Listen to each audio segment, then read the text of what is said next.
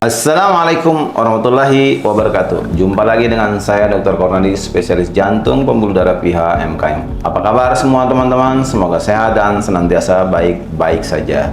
Kali ini kita berbicara tentang mitos dan fakta. Dalam kehidupan sehari-hari, kita sering menemui tentang mitos atau fakta.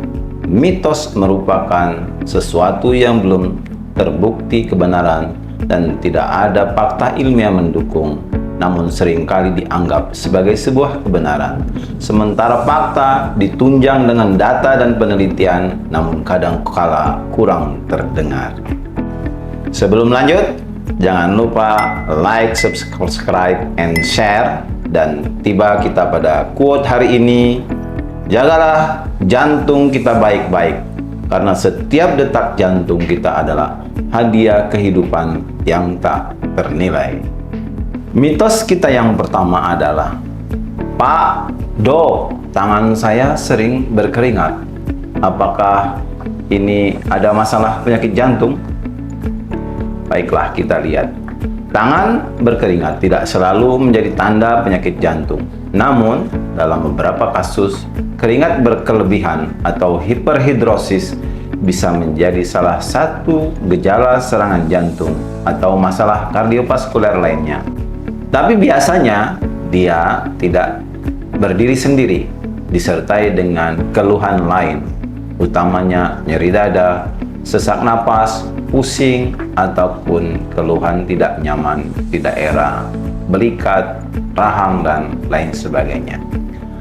Namun juga sering bahwa tangan berkeringat juga bisa disebabkan oleh faktor lain seperti kecemasan, stres, perubahan hormonal, hiperhidrosis primer, kondisi medis yang menyebabkan keringat berlebihan tanpa penyebab tertentu, serta gangguan tiroid, infeksi, demam, ataupun hal-hal yang lain. Jika tangan Anda berkeringat disertai dengan gejala mencurigakan terkait jantung, yuk datanglah dan periksalah serta konsultasilah ke dokter atau dokter jantung terdekat.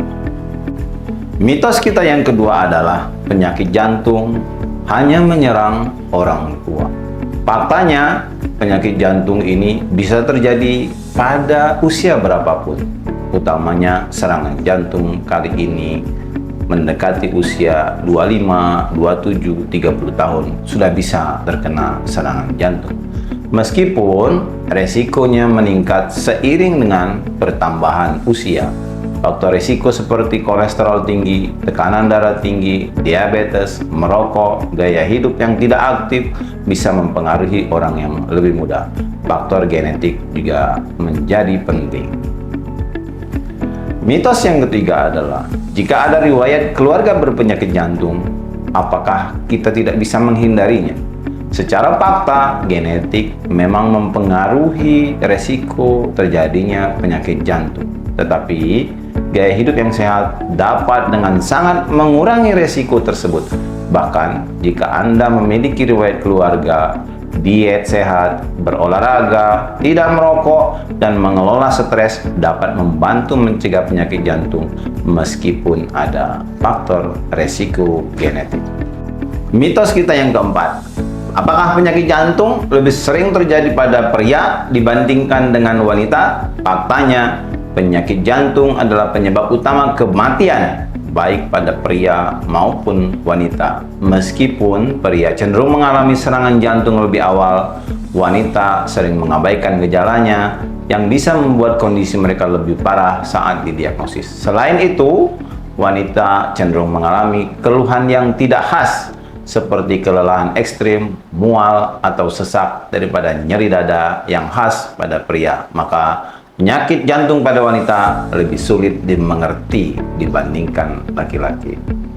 Mitos kita yang berikutnya adalah penyakit jantung tidak mempengaruhi orang yang sehat atau atletis. Bagaimana faktanya? Meskipun gaya hidup aktif dan sehat bisa mengurangi risiko, tidak ada yang kebal terhadap serangan penyakit jantung. Faktor genetik, stres, atau tekanan darah tinggi dapat memicu penyakit jantung.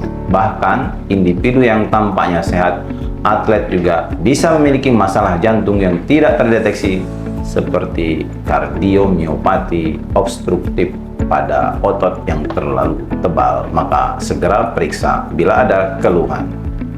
Mitos kita yang keenam adalah, apakah minum obat sudah cukup untuk mencegah serangan jantung?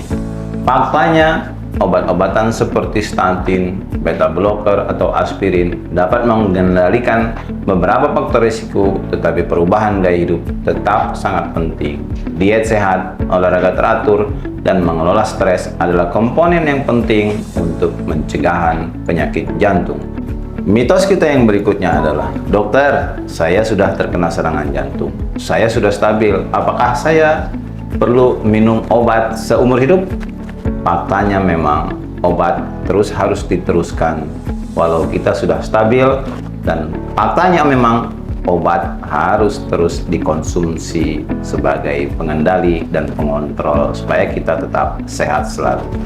Mitos kita yang berikutnya adalah, apakah kolesterol yang tinggi selalu menimbulkan gejala? Bagaimana faktanya? Kolesterol tinggi biasanya tidak memiliki gejala dan hanya bisa dideteksi melalui pemeriksaan laboratorium.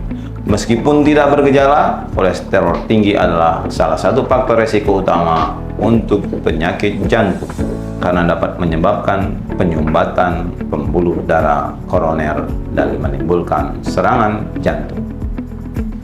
Dan terakhir, apakah serangan jantung selalu mendadak dan fatal? Faktanya, serangan jantung tidak selalu mendadak dan bisa berkembang secara perlahan. Beberapa serangan jantung dimulai dengan gejala ringan seperti nyeri dada dan ringan, dirasa tidak nyaman yang datang dan pergi sebelum mencapai kondisi yang kritis. Penanganan dini dapat menyelamatkan nyawa dan mengurangi kerusakan jantung. Demikianlah beberapa mitos yang kita bahas hari ini. Mudah-mudahan memberikan manfaat. Penting untuk kita membedakan antara mitos dan fakta tentang penyakit jantung agar dapat mengambil langkah-langkah yang benar dalam menjaga kesehatan jantung. Edukasi yang tepat dapat merubah gaya hidup yang sehat sehingga kita bisa secara signifikan dan mengurangi resiko penyakit jantung. Kembali lagi kita pada quote kita hari ini, jagalah kesehatan jantung kita karena setiap detaknya adalah hadiah tak ternilai bagi kehidupan. Semoga senantiasa tetap sehat. Assalamualaikum warahmatullahi wabarakatuh.